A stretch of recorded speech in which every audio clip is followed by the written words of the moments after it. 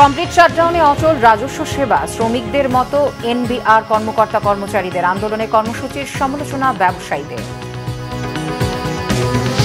আগে স্থানীয় এবং সংখ্যানুপাতে সংসদ নির্বাচনের দাবিতে অটল ইসলামী আন্দোলন। সোহরাওয়ার্দীতে বিশাল জমায়েত, অভ্যুত্থানের বর্ষপূর্তিতে জুলাইয়ের প্রতিদিনই মাঠে থাকবে জামায়াত। সংস্কার নিয়ে ঐকমত্য কমিশনের নিয়ত কি? প্রশ্ন সালাউদ্দিনের। ক্ষমতায় গেলে 18 মাসে 1 কোটি কর্মসংস্থান করবে বিএনপি, জানিয়েছেন খসরু। ভোটের মাঠে জাতীয় ঐক্য অসম্ভব বলেছেন মান্না। আগামী নির্বাচন হবে সুষ্ঠু, উৎসব মুখর, নিশ্চয়তা দিলেন প্রধান উপদেষ্টার প্রেস সচিব।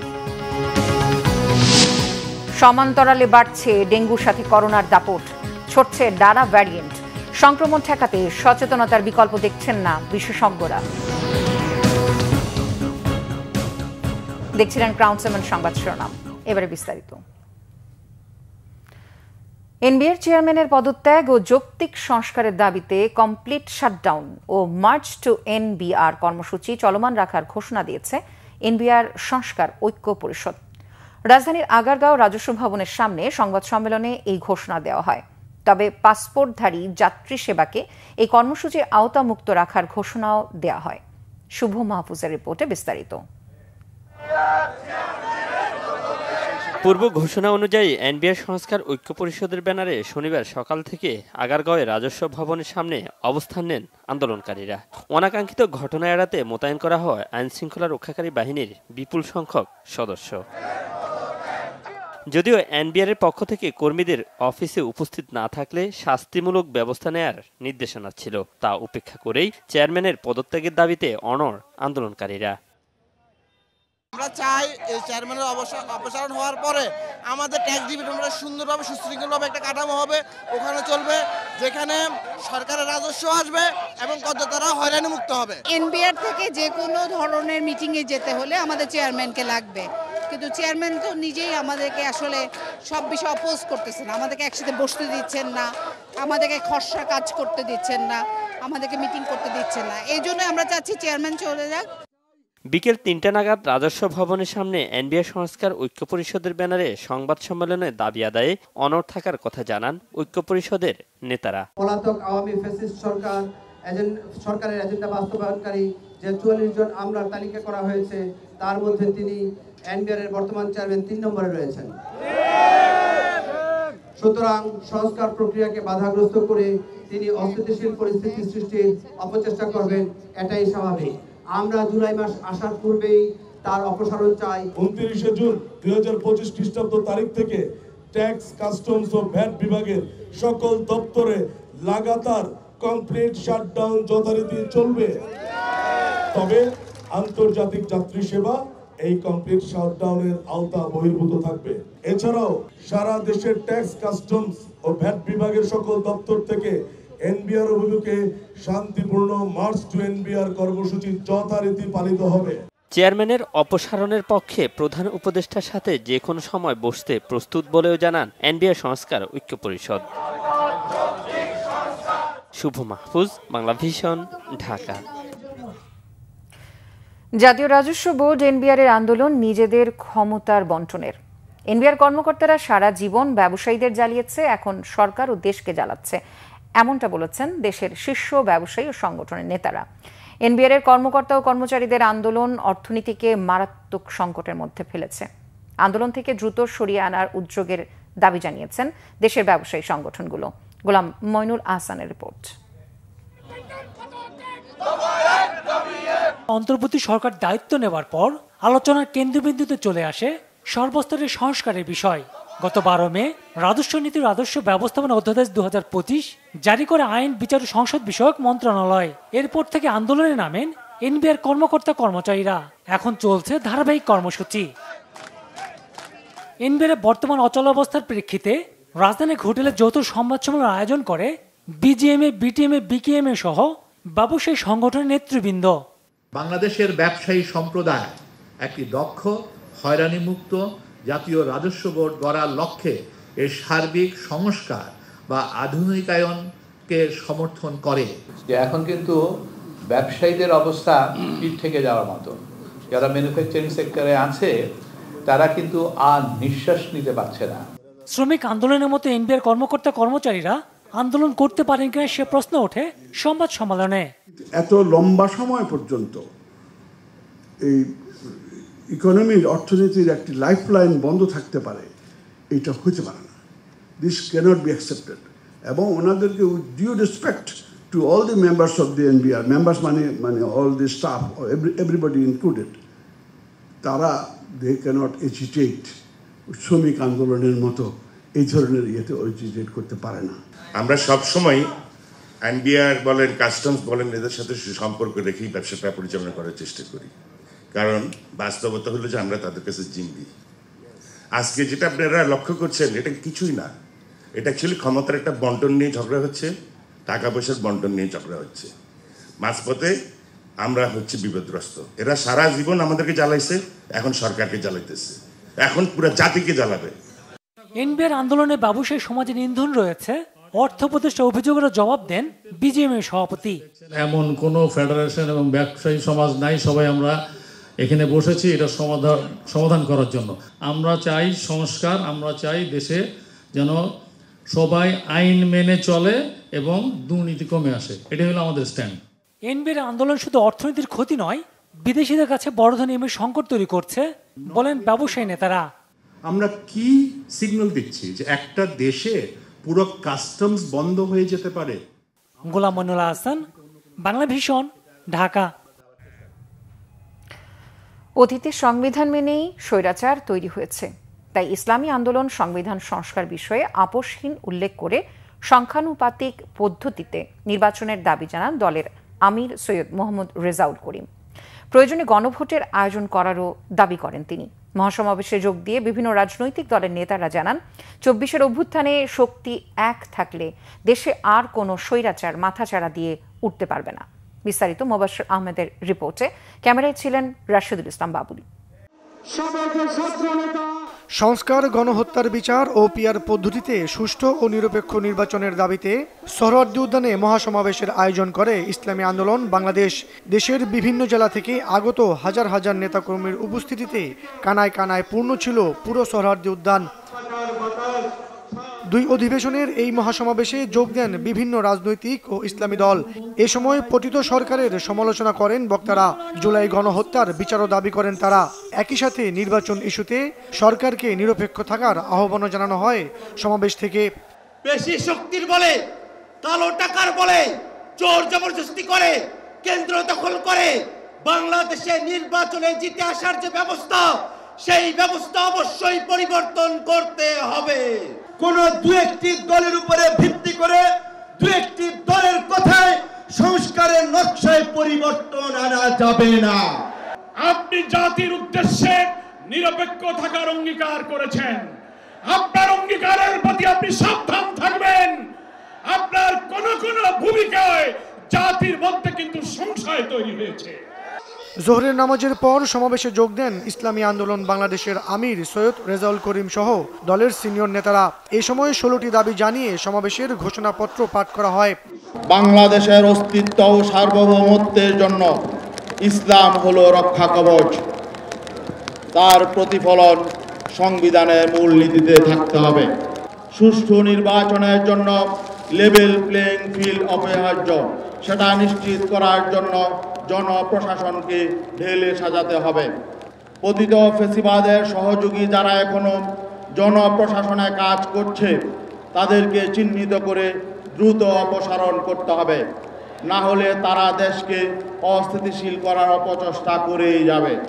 পতিত ফ্যাসিবাদের বিচার নিশ্চিত করতে হবে এবং বিদেশে পলাতক অপরাধীদেরকে আটক করার জন্য কূটনৈতিক প্রচেষ্টা আরও জোরালো করতে হবে।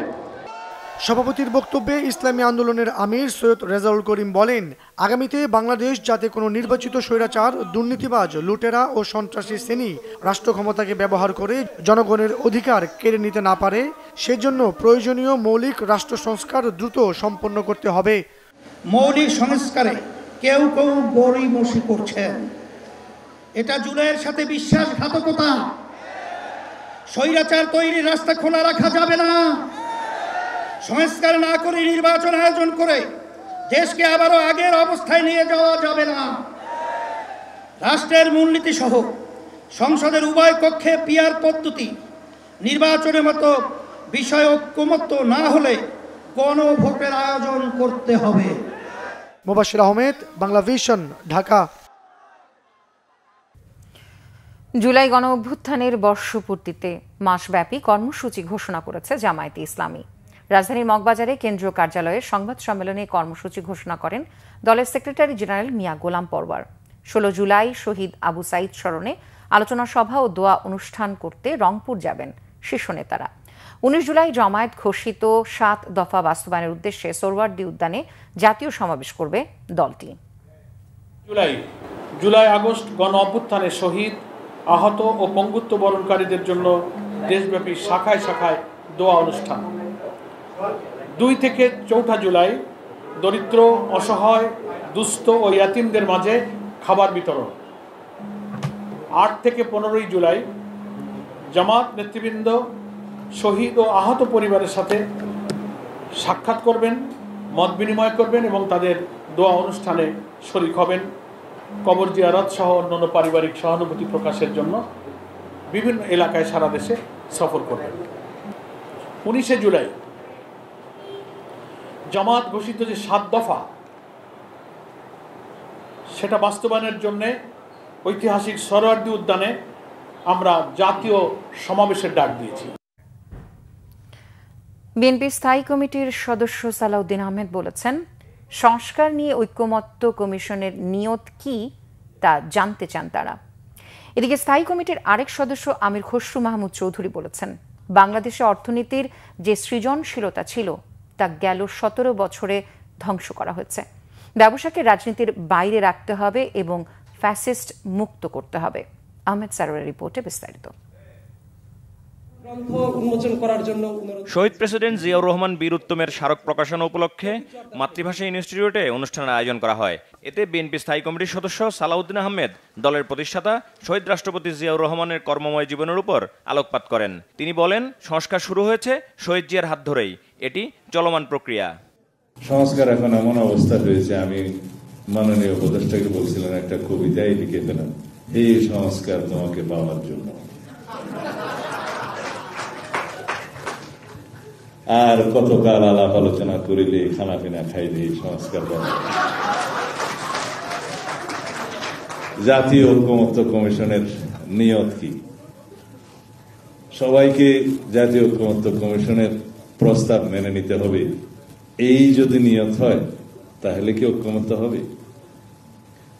আমরা আলোচনা করছি, কাছাকাছি আসছি, জাতির জন্য যেটা মঙ্গল হবে সেটা আমরা ধারণ করছি। এভাবেই আমরা সংস্কারের মধ্য দিয়ে এগিয়ে যাব এবং এই সংস্কার তো আজকেই শেষ হবে না। এদিকে বিএনপি স্থায়ী কমিটির আরেক সদস্য আমির খসরু মাহমুদ চৌধুরী সিলেটের মেন্দিবাগ বিজনেস ডায়ালগ অনুষ্ঠানে বলেন, আগের মতো রাজনীতি করলে আর হবে না। এদেশের মানুষের মন মানসিকতা পরিবর্তন হয়েছে। ক্ষমতায় আসলে 18 মাসে 1 কোটি মানুষের কর্মসংস্থানের কার্যক্রম হাতে নেওয়া হবে বলেও আশ্বাস দেন বিএনপির নেতা। 18 মাসে 1 কোটি লোকের চাকরি, এটা কিন্তু অনেক বড় টার্গেট, কিন্তু আমরা টার্গেটটা দিয়ে বসে না।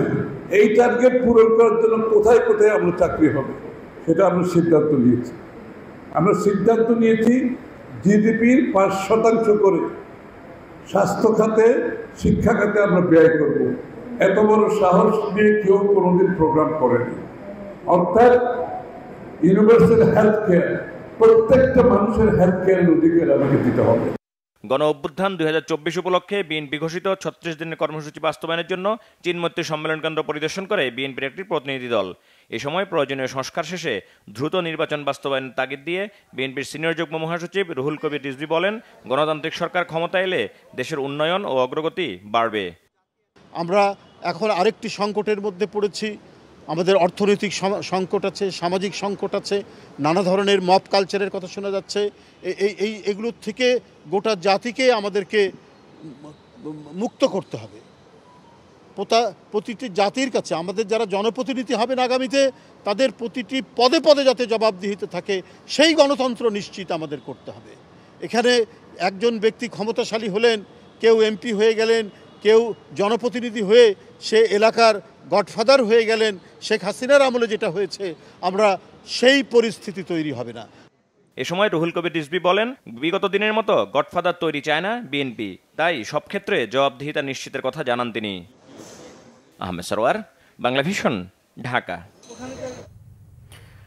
নাগরিক ঐক্যের সভাপতি মাহমুদুর রহমান মান্না বলেছেন, নির্বাচনের ক্ষেত্রে কোনো জাতীয় ঐক্য নাই, হতে পারে না। রাজনৈতিক মাঠে একজন আরেকজনের প্রতিদ্বন্দ্বী। বর্তমানে যারা দেশ চালাচ্ছেন তারা শুধু ঐক্যের কথা বলছেন, যা আদৌ সম্ভব নয়। একসময় জামায়াত বিএনপি ঐক্য ছিল, কিন্তু তারা এখন প্রতিদ্বন্দ্বী। শনিবার সকালে বিএফডিসিতে ডিবেট ফর ডেমোক্রেসির এক ছায়া সংসদে তিনি এসব কথা বলেন। 400 আসনের 300 আসনেই জিতবে এনসিপি, এমন বক্তব্য হাস্যকর বলে মনে করেন নাগরিক ঐক্যের সভাপতি। ডিবেট ফর ডেমোক্রেসির চেয়ারম্যান হাসান আহমেদ চৌধুরী কিরণ বলেন, বাংলাদেশের নির্বাচন ব্যবস্থা ভেঙে দেওয়ার খলনায়ক খায়রুল হক কখন কিভাবে দেশ ছেড়ে পালালো তা জাতির কাছে অজানা রয়ে গেল। তাকে ইন্টারপোলের মাধ্যমে গ্রেফতারের দাবি জানান কিরণ। এই যে জাতীয় ঐক্য একটা স্লোগান দিচ্ছেন না, এটা সবাই বুঝে দিচ্ছেন না। জাতীয় ঐক্য কি নির্বাচনের সময় জাতীয় ঐক্য থাকতে পারে? আমাকে একটা ইথিক্স বাঁধতে হবে ইলেকশনের বা গণতন্ত্রের নীতি, যে আমি তাকে বিলো দ্য বেল্ট হিট করবো না। এটা নির্বাচন কমিশন ঠিক করে দেবে আমি কতদূর কথা বলতে পারবো, এবং সেইভাবে তার সমালোচনা করে তাকে ধরাশায়ী করতে হবে। আবার এইখানে ঐক্যের কথা বললে তো হবে না। বিএনপি আর জামাত অনেক দোস্তি ছিল না, হঠাৎ কোনো কারণ দেখানো ছাড়াই আলাদা হয়ে গেছে। বিএনপি 1 নম্বর পার্টি, 2 নম্বর বা বিরোধী দল তো আমাকে হতে হবে, তাহলে ওর সাথে ঐক্য থাকলে আমি তো বিরোধী দল হতে পারবো না। আমার ব্যাখ্যা, কিন্তু ওনারা বলেননি। অতএব জামাত তার সাথে মিলে নির্বাচন করবে না। আগামী নির্বাচন সুষ্ঠু ও উৎসব মুখর পরিবেশে অনুষ্ঠিত হবে বলে জানিয়েছেন প্রধান উপদেষ্টার প্রেস সচিব শফিকুল আলম। বিকেলে খুলনা জেলা প্রশাসকের সম্মেলন কক্ষে সাংবাদিকদের সাথে মতবিনিময় সভায় তিনি কথা বলেন। শফিকুল আলম বলেন, প্রধান উপদেষ্টার সাথে প্রধান নির্বাচন কমিশনারের দেখা করার বিষয়টি ছিল সৌজন্য সাক্ষাৎ। বলেন, খুলনায় দক্ষ জনবল নির্ভর ইন্ডাস্ট্রি ও বন্ধ জুট মিল চালুর ক্ষেত্রে সরকারের মনোভাব ইতিবাচক।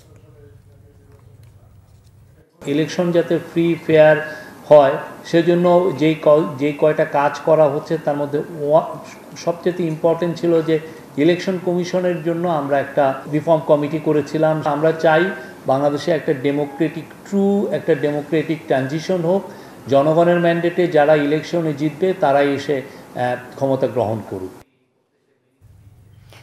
গেল 24 ঘন্টায় সারা দেশে ডেঙ্গুতে আক্রান্ত হয়ে মারা গেছেন একজন। হাসপাতালে ভর্তি হয়েছেন 262 জন। বিশেষজ্ঞরা বলছেন, ডেঙ্গু ঠেকাতে মশারি ব্যবহারের পাশাপাশি মশার প্রজনন কমাতে প্রয়োজনীয় সমন্বিত উদ্যোগ। এদিকে করোনার সংক্রমণে গত 24 ঘন্টায় মৃত্যু হয়েছে 2 জনের, আক্রান্ত হয়েছেন 7 জন। নাবিল জাহাঙ্গীরের রিপোর্ট। প্রতিদিনই বাড়ছে ডেঙ্গুর সংক্রমণ। সাধারণত ঢাকা সহ বড় শহরগুলোতে ডেঙ্গুর প্রাদুর্ভাব বেশি থাকলেও এবছর মেট্রোপলিটন এলাকার বাইরেও ছড়িয়ে পড়েছে মশাবাহিত এই রোগটি। আমরা হঠাৎ করে মাথা ব্যথা, তারপরে থেকেই জ্বর আর সব শরীর ব্যথায় জ্বালা যন্ত্রণা। এরপরে হসপিটালে গেছি বাসার পাশেই, ওখানে টেস্ট করার পরে বলছে আমার ডেঙ্গু পজিটিভ। এরপরে এখানে এসে শিফট হয়েছি। 24 তারিখে জ্বর ছিল, তারপর আমরা গেছি বরগুনা যাওয়ার পর এই জায়গায় টেস্ট করাইছি। টেস্ট করানোর পর বলছে যে ডেঙ্গু হয়েছে। তারপর আমরা ঢাকা চলে এসেছি। বিশেষজ্ঞরা বলছেন, তাপমাত্রা এবং বাতাসের আর্দ্রতা অনুকূলে থাকায় বেড়েছে ডেঙ্গু মশার প্রজনন। সংক্রমণ কমাতে প্রয়োজন সম্মিলিত প্রচেষ্টা। এবছর ডেঙ্গু ভাইরাসের ধরন ডেন 2-এ আক্রান্ত রোগীর সংখ্যা সবথেকে বেশি। বাংলাদেশে কিন্তু গতবার বা তার আগের বার বা তার আগের লাস্ট 3 ইয়ার্স দেখেছি যে আমাদের যে ডেঙ্গু ভেরিয়েন্ট সেটা হলো ডেন 2। আপনারা হয়তো জানেন যে 3 ধরনের ভেরিয়েন্ট রয়েছে, ডেন 1, ডেন 2, ডেন 3, ডেন 4। এই ডেন 2 ভেরিয়েন্টটা কিন্তু খুবই ডেঞ্জারাস এবং এটার জন্যে কিন্তু ব্লিডিং টেন্ডেন্সিটা বেশি হয়। সেই জন্য রুগী শকে চলে যেতে পারে এবং সেখানে কিন্তু রুগীর যথেষ্ট পরিমাণে মৃত্যুর ঝুঁকিও থাকে। সেই জন্য আমাদের এখন থেকে সচেতন হতে হবে, ডেঙ্গুকে কোনোভাবে অবহেলা করা যাবে না। অন্যদিকে করোনা সংক্রমণের গতি কিছুটা কম থাকলেও কোভিড-19-এর নতুন ধরন ছড়িয়ে পড়া ঠেকাতে সাবধানতা অবলম্বন ও সচেতনতা জরুরি বলে মনে করছেন ডিএনসিসি ডেডিকেটেড কোভিড-19 হাসপাতালের পরিচালক কর্নেল ডাক্তার তানভীর আহমেদ।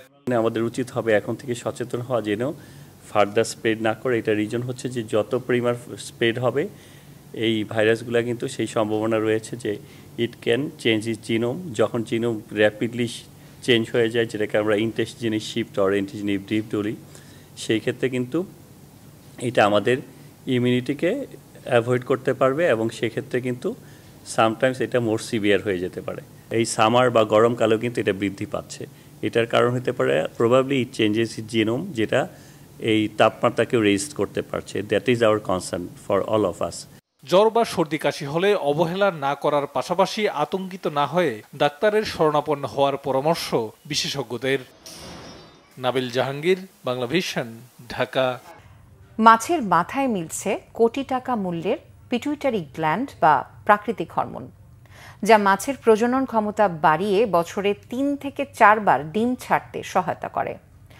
প্রতি কেজি হরমোনের দাম কোটি টাকার উপরে।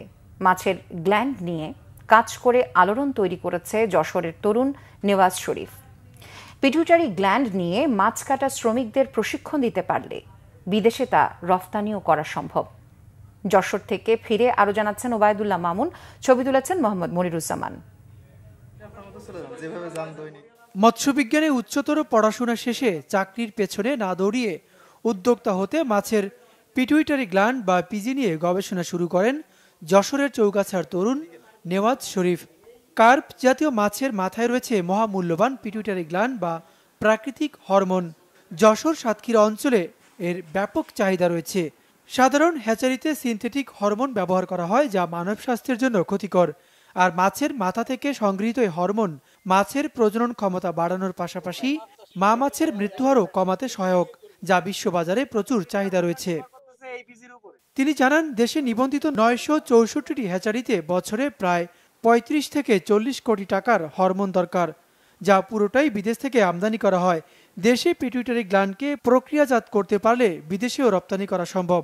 আমাদের দেশে এই পিজির ব্যাপক চাহিদা রয়েছে। আমাদের দেশে প্রায় 30 থেকে 35 কোটি টাকার পিজির মার্কেট আছে, অথচ হাতে গোনা কয়েকটা প্রতিষ্ঠান এই পিজি নিয়ে কাজ করছে। রিজনেবল প্রাইসে দেশের মৎস্য হ্যাচারিতে পিজি সরবরাহ করা, পাশাপাশি বিদেশেও রপ্তানি করা। গত বছর থেকে ল্যাব শুরু করে চলতি বছরে উৎপাদনে যায় নেওয়াজ শরীফের এই ল্যাবটি। এরই মধ্যে লাভের মুখ দেখতে শুরু করেছেন তিনি। পিজির উপর ইনভেস্ট হয়েছে 6 থেকে 7 লাখ টাকা। আমি হচ্ছে যে প্রায় 50,000 টাকার উপরে প্রফিট করতে পারছি। পল্লীকর্ম সহায়ক ফাউন্ডেশনের আর্থিক সহায়তায় পিটুইটারি গ্ল্যান্ডকে আরো বড় পরিসরে ছড়িয়ে দিতে সারা দেশে মাছ কাটার শ্রমিকদের দক্ষ করার পরিকল্পনা নিয়েছে শিশু নিলয় ফাউন্ডেশন। এটা যদি আমরা ঠিকমতো করতে পারি, এটা আমাদের যে এলাকায় আমাদের মৎস্য প্রকল্প আছে, পিকেএসএফ এর অন্যান্য পার্টনার এবং আমাদের এখানে যদি আমরা যারা মাছ কাটে এদেরকে যদি আমরা ব্যাপকভাবে ট্রেনিং করাই এবং আমরা যদি আরো ল্যাব স্থাপন করি, তাইলে দেখা যাবে যে এই চাহিদা আমাদের দেশে পূরণ করেও আমরা এটা বিদেশে রপ্তানি করার একটা অনেক সুযোগ আছে। বাংলাদেশ ছাড়াও ইরাক, ইরান, যুক্তরাজ্য সহ বিশ্বের 35টি দেশে মাছের এই প্রাকৃতিক হরমোনের চাহিদা রয়েছে বলেও জানান তারা। ওবায়দুল্লাহ মামুন, বাংলা ভিশন, যশোর। যুক্তরাষ্ট্রের সাথে পারস্পরিক শুল্ক চুক্তি চূড়ান্ত করতে আলোচনা অব্যাহত রেখেছে বাংলাদেশ। সর্বশেষ বৃহস্পতিবার অনুষ্ঠিত বৈঠকে বাংলাদেশের পক্ষে নেতৃত্ব দেন জাতীয় নিরাপত্তা উপদেষ্টা ডক্টর খলিলুর রহমান এবং মার্কিন যুক্তরাষ্ট্রের পক্ষে নেতৃত্ব দেন যুক্তরাষ্ট্রের সহকারী বাণিজ্য প্রতিনিধি ব্রেন্ডন লিঞ্চ। নিরাপত্তা উপদেষ্টা খলিলুর রহমান জানান, আলোচনায় খুব ভালো অগ্রগতি হচ্ছে। শুল্ক চুক্তিটি দ্রুত চূড়ান্ত করতে উভয় পক্ষই গভীর প্রচেষ্টা চালাচ্ছে। ঢাকা দক্ষিণ সিটির পল্টন ও ধানমন্ডি এবং উত্তর সিটির উত্তরায় প্রাথমিকভাবে চলবে বুয়েটের তৈরি 3 চাকার ব্যাটারি চালিত ই রিক্সা। সকালে ঢাকা উত্তর সিটি কর্পোরেশনে 3 চাকার স্বল্প গতির ব্যাটারি চালিত ই রিক্সার প্রশিক্ষণ কর্মসূচির উদ্বোধন অনুষ্ঠানে একথা জানান স্থানীয় সরকার উপদেষ্টা আসিফ মাহমুদ। তিনি বলেন, ঢাকা শহরের অনিয়ন্ত্রিত রিক্সা একটি দীর্ঘদিনের সমস্যা। সড়কের 32% দুর্ঘটনা ঘটে অটোরিকশার কারণে। তাই নিরাপদ বাহন হিসেবে রিক্সাকে তৈরি করতে এই উদ্যোগ নেওয়া হচ্ছে। এছাড়া নতুন ই রিক্সার ক্ষেত্রে লাইসেন্সের ব্যবস্থা থাকবে, যা হবে অনলাইনের মাধ্যমে। ডিএনসিসির প্রশাসক বলেন, 2 সিটির 2 জোনে অনুমোদনহীন রিক্সা ধীরে ধীরে সরিয়ে দেওয়া হবে। আগস্টের প্রথম থেকেই মার্কেটে আসবে নতুন এই রিক্সা। পুরো লাইসেন্সিং প্রক্রিয়া, চালকের লাইসেন্স এবং গাড়ির লাইসেন্স, পুরো প্রক্রিয়াটা আমরা অনলাইনে নিয়ে আসছি, যাতে করে এখানে কোনো হাতের সংস্পর্শ না থাকে। আপনারা জানেন হাতের সংস্পর্শ মানেই এবং লাইসেন্স মানেই আমাদের এখানে অবৈধ লেনদেনের একটা সুযোগ তৈরি হয়। আমরা আমাদের রিক্সা চালকরা যারা এই ট্রানজিশনটা করবেন, এই অ্যাডপশনটা করবেন, তাদের উপরে কোনো বাড়তি চাপ যেন না হয় সেটা নিশ্চিত করতে চাই। এবং প্রাথমিকভাবে আমরা এইসব জায়গা থেকে অন্য যেই রিক্সাগুলো যেগুলো আসলে অনুমোদিত না এই 2 জোনে, সেগুলোদেরকে আমরা গ্র্যাজুয়ালি সরাবো। মানে এই ধরনের যে হেভি এফিশিয়েন্ট ড্রাইভ দিয়ে পরশু দিন এখান থেকে সরিয়ে দিতে হবে তা না। গ্র্যাজুয়ালি এই নতুন রিক্সাগুলো যারা কিনবেন তারা মার্কেটে নামতে থাকবেন এবং অন্য রিক্সাগুলো গ্র্যাজুয়ালি এখান থেকে ফেজ আউট হবে। সেটা পুরো ফেজিং আউট আমরা একেবারে সাইন্টিফিক এবং গ্র্যাজুয়াল প্রসিডিউর শুরু করবো, কোনো জোর জবরদস্তির মধ্যে আমরা যাবো না। ঢাকা মাওয়া এক্সপ্রেসওয়েতে বাস ট্রাক সংঘর্ষে 4 জন নিহত হয়েছেন। শুক্রবার রাত 3:30টায় এক্সপ্রেসওয়ের সিংপাড়া, নোমাপাড়া ও হাঁসাড়া ব্রিজে এই দুর্ঘটনা ঘটে। পুলিশ জানায় যশোর থেকে ঢাকাগামী হামদান এক্সপ্রেস নামের দ্রুতগতির একটি যাত্রীবাহী বাস প্রথমে নিয়ন্ত্রণ হারিয়ে সামনে থাকা পণ্যবোঝাই ট্রাকে ধাক্কা দেয়। এতে ঘটনাস্থলে নিহত হয় 2 জন। পরে আশঙ্কাজনক অবস্থায় আহতদের উদ্ধার করে শ্রীনগর উপজেলা স্বাস্থ্য কমপ্লেক্সে পাঠালে সেখানে প্রাণ গেছে আরও 2 জনের। নিহতদের মধ্যে 3 জন বাস যাত্রী ও 1 জন ট্রাকের হেলপার বলে জানিয়েছেন পুলিশ। এই দুর্ঘটনায় আহত অন্তত 16 জনকে হাসপাতালে ভর্তি করা হয়েছে। কিশোরগঞ্জের ইটনা উপজেলার এক নিঃস্বার্থ মানুষের গল্পের ইতি হল আজ। 3000 মানুষের শেষ বিদায়ের সঙ্গী কবর খোঁড়ার মহান কাজে নিজেকে উৎসর্গ করা মনু মিয়া আর নেই। শনিবার সকালে নিজ বাড়িতে তিনি ইন্তেকাল করেন। প্রতিনিধিদের পাঠানো তথ্য, ছবিতে বিস্তারিত। মনু মিয়া বয়স হয়েছিল 67 বছর। 3000-এরও বেশি মানুষকে শেষ ঠিকানায় পৌঁছে দিতে নিজ হাতে কবর খুঁড়তেন এই মানুষটি। বিনা পারিশ্রমিকে অর্ধশতক ধরে করেছেন এই কাজ। শনিবার সকালে নিজ বাড়িতে শেষ নিঃশ্বাস ত্যাগ করেন তিনি। তার মৃত্যুতে এলাকায় নেমে এসেছে শোকের ছায়া। কারো মৃত্যুর খবর কানে এলেই খুন্তি, কোদাল, ছুরি, করা, দা, ছেনি সহ বিভিন্ন যন্ত্রপাতি নিয়ে কবরস্থানে ছুটে যেতেন মনু মিয়া। তার জীবনে কোনো স্বার্থ, তার যে স্বার্থ ছিল তার মনের ভিতরে এরকম কোনো স্বার্থ ছিল না। তার নিঃস্বার্থভাবে কাজ করতে গিয়ে যে জায়গায় গুরুস্থানে খবর পাইছে একজন লোক মারা গেছে, সে জায়গায় সে চলে গেছে। বিনা পয়সায় সে বিনা খাওয়ায় সে গুরুস্থান পূজা আইছে, জীবনটা কাটায় আইছে।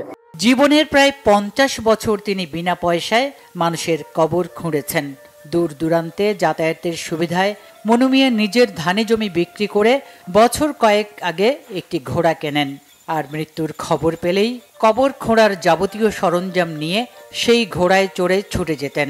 কিন্তু মাস খানেক আগে যখন মনু মিয়া ঢাকায় চিকিৎসাধীন ছিলেন, তখন কিছু দুর্বৃত্ত তার ঘোড়াটিকে মেরে ফেলে। শেষ ঠিকানার কারিগর আজ মনুভাই শেষ ঠিকানায় চলে গেছে। আসলে অনেক ভালো মানুষ ছিল, আর হয়তো মনুভাইকে আর কেউ এভাবে স্মরণ করবে না। উনি বাচ্চাদেরকে চকলেট নিয়ে পাড়ায় যাইতেন, আর বাচ্চারা যখনই তার আওয়াজ পাইতো তখন তার কাছে চলে আসতেন যে মনু দাদা আসছে। মনু মিয়া শুধু একজন গোর খোদক ছিলেন না, ছিলেন মানবতার প্রতীক, যিনি মানুষকে ভালোবাসতেন মনে প্রাণে। মৃত্যুর পরও মানুষের অন্তরেই বেঁচে থাকবেন Monu Mia. Bangla Vision news desk.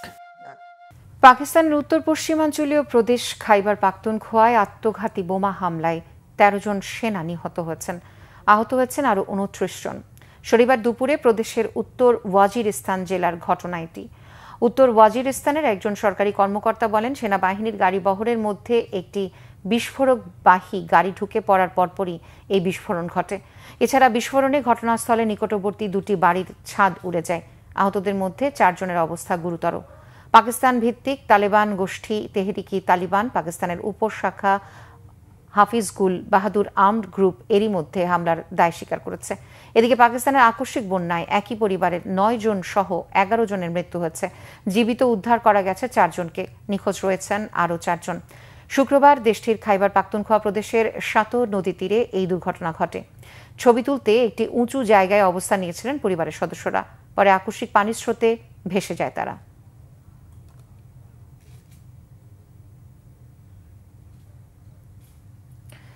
পারমাণবিক অস্ত্র তৈরির চেষ্টা করলে ইরানে আবারও বোমা হামলা চালানো হবে। শুক্রবার সামাজিক যোগাযোগ মাধ্যম ট্রুথ সোশ্যালে দেওয়া পোস্টে এমন হুঁশিয়ারি দেন মার্কিন প্রেসিডেন্ট ডোনাল্ড ট্রাম্প। 12 দিনের সংঘাতে ইরানের বিজয়ের দাবি করায় সর্বোচ্চ নেতা আয়াতুল্লাহ আলী খামেনির সমালোচনা করেন ট্রাম্প। বলেন, খামেনি নির্লজ্জ ও বোকামিপূর্ণ মিথ্যা বলেছেন।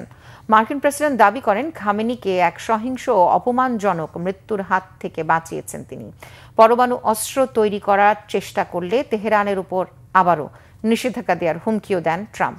বলেন, যুক্তরাষ্ট্র কয়েকদিন ধরে ইরানের উপর থেকে নিষেধাজ্ঞা তুলে নেয়ার জন্য কাজ করছিল, কিন্তু ইরানের পক্ষ থেকে বিদ্বেষপূর্ণ মন্তব্য পাওয়ায় সব ধরনের কাজ বন্ধ করে দেওয়া হয়েছে। ইরানকে $30 বিলিয়ন প্রণোদনার বিষয়টি নাকচ করে দিয়েছেন ট্রাম্প। মার্কিন প্রেসিডেন্ট বলেন, এটি একটি ডাহা মিথ্যা কথা, সংবাদ মাধ্যমের গুজব বলে উড়িয়ে দেন ট্রাম্প। এর আগে এবিসি ও সিএনএন দাবি করেছিল ইরানের ইউরেনিয়াম সমৃদ্ধকরণ বন্ধ করতে ট্রাম্প প্রশাসন বড় ধরনের প্রণোদনার সুযোগ করে দিচ্ছে। এদিকে ইসরায়েল ও হামাসের মধ্যে 1 সপ্তাহের মধ্যে যুদ্ধবিরতির বাস্তবায়ন করা সম্ভব বলে মন্তব্য করেছেন ডোনাল্ড ট্রাম্প। সংবাদ শেষ করব ক্রাউন সিমেন্ট শিরোনামগুলো আরও একবার জানিয়ে। কমপ্লিট শাটডাউনে অচল রাজস্ব সেবা, শ্রমিকদের মতো এনবিআর কর্মকর্তা কর্মচারীদের আন্দোলনে কর্মসূচির সমালোচনা ব্যবসায়ীদের। আগে স্থানীয় এবং সংখ্যানুপাতে সংসদ নির্বাচনের দাবিতে অটল ইসলামী আন্দোলন। সোহরাওয়ার্দীতে বিশাল জমায়েত, অভ্যুত্থানের বর্ষপূর্তিতে জুলাইয়ের প্রতিদিনই মাঠে থাকবে জামায়াত। সংস্কার নিয়ে ঐকমত্য কমিশনের নিয়ত কি, প্রশ্ন সালাউদ্দিনের। ক্ষমতায় গেলে 18 মাসে 1 কোটি কর্মসংস্থান করবে বিএনপি, জানিয়েছেন খসরু।